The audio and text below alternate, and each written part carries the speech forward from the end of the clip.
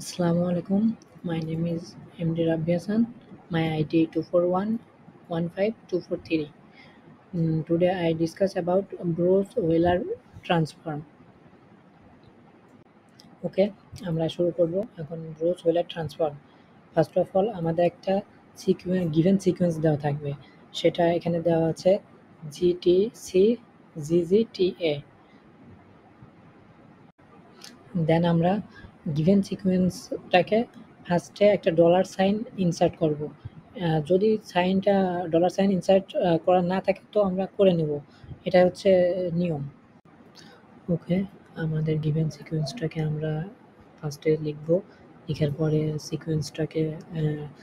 লিখার পরে আমরা ডলার সাইন অ্যাড করছি, এর আগে স্লাইডে দেখছি। এখন ডলার সাইনটাকে অ্যাড করার পর এটা কীভাবে সাফিক্স আকারে সাজাবো সেটা এখন হচ্ছে সাজানোর নিয়মটা এরকম যে আমাদের এখানে সিকোয়েন্স যেটা দেওয়া আছে GTCGGTA, এর সাথে লাস্টে আছে ডলার সাইন। এখন আমাদের সাজানোর নিয়মটা হচ্ছে ডলার সাইনটা ফার্স্টে নিয়ে আসা।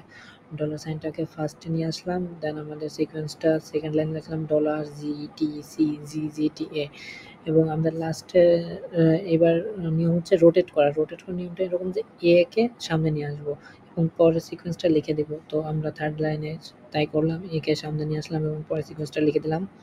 তারপর টি কে আমরা সামনে নিয়ে আসলাম, একইভাবে পরের লাইনে জি কে সামনে নিয়ে আসলাম, তারপর এগেইন জি, তারপরে সি কে সামনে নিয়ে আসলাম, তারপর লাস্টে আমরা টি কে সামনে নিয়ে আসলাম। লাস্ট লাইনে দেখতেছি যে ডলার সাইনের পরে জাস্ট একটা মাত্র ওয়ার্ড বাকি আছে, সেটা হচ্ছে জি। আমরা যখনই দেখবো যে ডলার সাইনের পরে জাস্ট একটা মাত্র অ্যালফাবেট বাকি আছে তখন আমরা থেমে যাব। এভাবে আমরা পুরো সিকোয়েন্সটা থেকে সাজায়ে লিখবো, আর এটাকে বলে রোটেশন। ওকে, আমরা আমাদের আগের স্লাইডে দেখতে পেয়েছিলাম আমরা গিভেন সিকোয়েন্সটাকে কীভাবে রোটেট করে একটা নির্দিষ্ট ফর্মে রূপান্তরিত করব। দেন এটা হচ্ছে আমাদের লেফট সাইডে আছে। এখন আমরা ব্রুস হুইলার ম্যাট্রিক্সটা কীভাবে নির্ণয় করতে পারি? ব্রুস হুইলার ম্যাট্রিক্সটা এভাবে নির্ণয় করতে পারি যে এখানে একটা আছে প্রায়োরিটি। তো এখানে প্রায়োরিটির ক্ষেত্রে আমাদের ডলার সাইনটা সব থেকে আগে প্রায়োরিটি পাবে, দেন আমাদের অ্যালফাবেটিক অর্ডার অনুসারে ওটাকে সাজাইতে হবে। তো আমরা ফার্স্ট লাইনে দেখতেছি GTCGGTA ডলার সাইন আছে। তো আমরা এই পুরোটা ম্যাট্রিক্স থেকে আমরা দেখব ডলার সাইনটা কোনটা আগে আছে।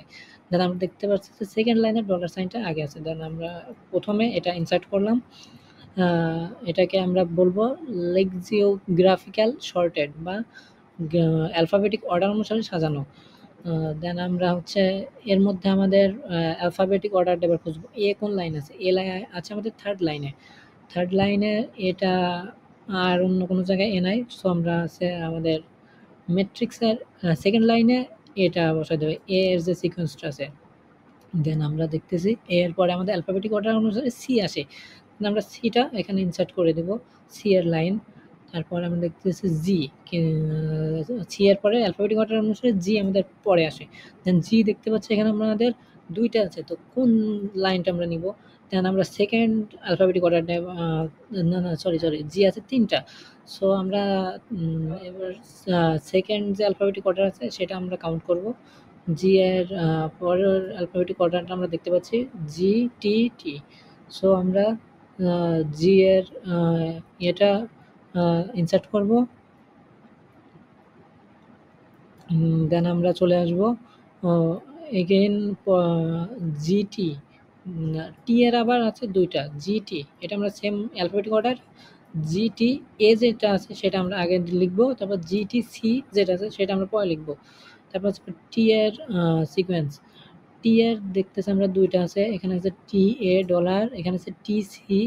তো আমরা টি এ যেহেতু আমাদের অ্যালফাবেটিক অর্ডার আগে আসে, সো আমরা টি এ এর সিকোয়েন্সটা আগে লিখব। এভাবে আমাদের ব্রুস হুইলার ম্যাট্রিক্সটা আমরা ক্রিয়েট করব। দেন আমরা নেক্সট স্লাইডে যাই। ওকে, আমরা আগের স্লাইডে দেখছিলাম ব্রুস হুইলার ম্যাট্রিক্স কীভাবে নির্ণয় করতে হবে। এখন আমরা দেখব ব্রুস হুইলার ম্যাট্রিক্স থেকে কীভাবে সাফিক্স অ্যারেটা নির্ণয় করা যায়। সাফিক্স অ্যারে নির্ণয় করার শর্ত হচ্ছে আমাদের ডলার সাইনটা যেখানে গিয়ে ক্লোজ হবে ওইখান থেকে ওইখানেই আমাদের শেষ হবে। এখানে আমরা ফার্স্টে দেখতেছি আমাদের ফার্স্ট লাইনে ডলার সাইন আছে, প্রায়োরিটি ডলার সাইনের বেশি, ডলার সাইনটা আগে লিখব।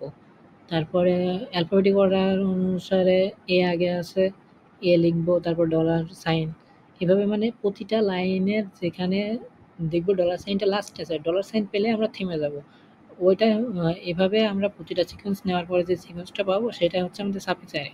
সাফিক্স অ্যারে নেওয়ার পরে আমরা দেখতেছি যে এখানে অ্যালফাবেটিক অর্ডার অনুসারে সেমই আছে, তো এখানে আমাদের পরিবর্তন করা লাগে নাই। তো আমরা ম্যাট্রিক্স থেকে ফার্স্টে আমরা এই সাফিক্স অ্যারেটা নির্ণয় করলাম, সাফিক্স অ্যারে থেকে পরবর্তীতে আমরা কাউন্টিং করে দেখলাম যে আমাদের অ্যালফাবেটিক অর্ডার অনুসারে ঠিক আছে, সো এটা আমরা কাউন্টে নিতে পারি। এভাবে সাফিক্স অ্যারে নির্ণয় করা যাবে। দেন আমরা চলে আসলাম আবার নেক্সট স্লাইডে। নেক্সট স্লাইডে আমরা দেখতে পাচ্ছি এখানে ব্রুস হুইলার ম্যাট্রিক্স নির্ণয় করেছিলাম এর আগে। তো ব্রুস হুইলার ম্যাট্রিক্সের ফার্স্ট লাইন এবং সেকেন্ড লাইনকে আমরা মার্ক করে নিব। লাস্ট লাইনের যেটা পুরাটা সিকোয়েন্স মিলে আমাদের যেটা তৈরি হয় সেটাকে বলা হয় BWTT। এই BWTT থেকে আমরা লাস্ট লাইন এবং ফার্স্ট লাইনের যে সিকোয়েন্স এটা থেকে আমরা ফাইনাল অ্যালাইন্ড পাবো। ফাইনাল যে রেজাল্ট আছে সেই ফাইনাল রেজাল্টটা বের করার জন্য আমাদের এটা খুবই গুরুত্বপূর্ণ। ওকে, আমরা চলে আসলাম আমাদের নেক্সট স্লাইডে। নেক্সট স্লাইডে আমরা ব্রুস হুইলার ম্যাট্রিক্সটা কপি করে এখানে বসাইছি এখানে, এবং ফার্স্ট লাইন এবং লাস্ট লাইনটা ইন্ডিকেট করছি। এখন আমরা ফার্স্ট লাইন এবং লাস্ট লাইনকে এইখানে উঠাই নিয়ে গেছি। এখানে দেখতে পাচ্ছি ইন্ডেক্সিং আকারে আমরা সাহায্যে ইন্ডেক্সিং এর বিষয়টা আমরা বোঝাচ্ছি কিভাবে ইন্ডেক্সিংটা করতে হয়। যেখানে যেমন এখানে দেখছি এ সি এইগুলো একবার করে আছে, সেহেতু ইন্ডেক্সকে 0 দিয়েছে এবং জি আছে 3টা।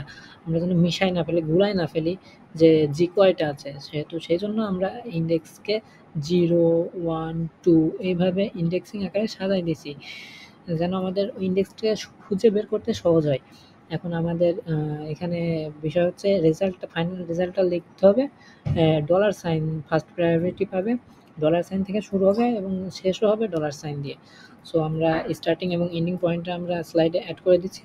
তো এখন আমরা দেখতেছি যে ফার্স্ট কলামের ডলার সাইন থেকে আমরা একটা ইন্ডিকেট করছি গ্রিন অ্যারো দিয়ে, এখানে এ ইন্ডেক্সিংয়ে আসছে, তো এটা আমরা ইনসার্ট করব ডলার সাইনের পরে।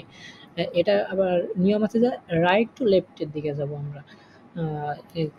রাইট টু লেফটের দিকে যে ভ্যালুটা যেতে যেতে থাকবে এটাই আমাদের ফাইনাল রেজাল্টটা পাবো। এখানে এ 0 পাইছি, সেহেতু আমরা এ ইন্ডেক্সিং নাম্বারটা না বসাই শুধু মূল ভ্যালুটা বসাবো এ। দেন আমরা এ থেকে রেড কালারের একটা অ্যারো দিয়ে বোঝাইছি এ ইন্ডেক্সটা আবার আমাদের বাম পাশে কোথায় আছে, সেহেতু আমরা বাম পাশে দেখছি যে এ কোথায় আছে, এটা সোজাসুজি যে ইয়েটা পাবো আমরা, ইন্ডেক্সটা পাবো, ওইটা আমরা ইনসার্ট করব।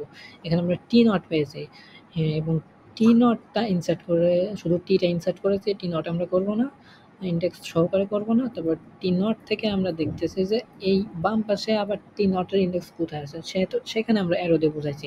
এবং টি নটের এই লাইন বরাবর যেটা আছে সেটা আমরা পাইছি G1, G1টা আমরা জি ইনসার্ট করেছি এবং G1 ইন্ডেক্সটা আবার এই পাশে কোথায় আছে সেটা আমরা দেখব।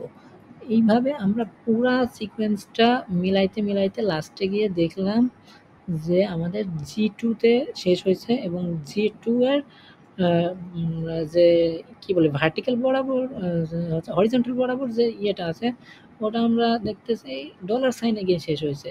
যেহেতু ডলার সাইনে গিয়ে শেষ হয়েছে সেহেতু আমরা বুঝতেছি যে আমাদের রেজাল্টটা ঠিক আছে একদম। এইভাবে আমরা ব্রুস হুইলার ট্রান্সফর্মটা করব। ফার্স্টে আমি আবার একটা সামারি দিই। ফার্স্টে আমাদের সিকোয়েন্স দেওয়া থাকবে, গিভেন সিকোয়েন্স। সো আমরা একদম লাস্ট পর্যায়ে স্লাইডে চলে আসছি। এখন আমরা একটু সামারি করব পুরা স্লাইডটা।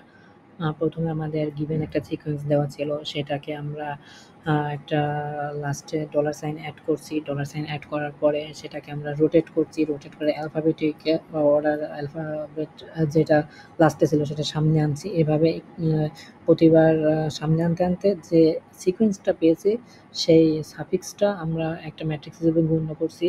ম্যাট্রিক্সটাকে আমরা ওই ম্যাট্রিক্স থেকে সাফিক্স অ্যারে নির্ণয় করা শিখছি। দেন ওটাকে আমরা ব্রুস হুইলার ম্যাট্রিক্সে কীভাবে পরিণত করতে হয় সেটা শিখছি। ব্রুস হুইলার ম্যাট্রিক্স থেকে কীভাবে ফাইনাল রেজাল্টটা পাওয়া যায় সেটাও আমরা শিখছি। সো আপাতত ধারণা করা যায় আমরা ব্রুস হুইলার ম্যাট্রিক্স নিয়ে আর কোনো সমস্যার সম্মুখীন হব না। So thank you everyone. আসসালামু আলাইকুম।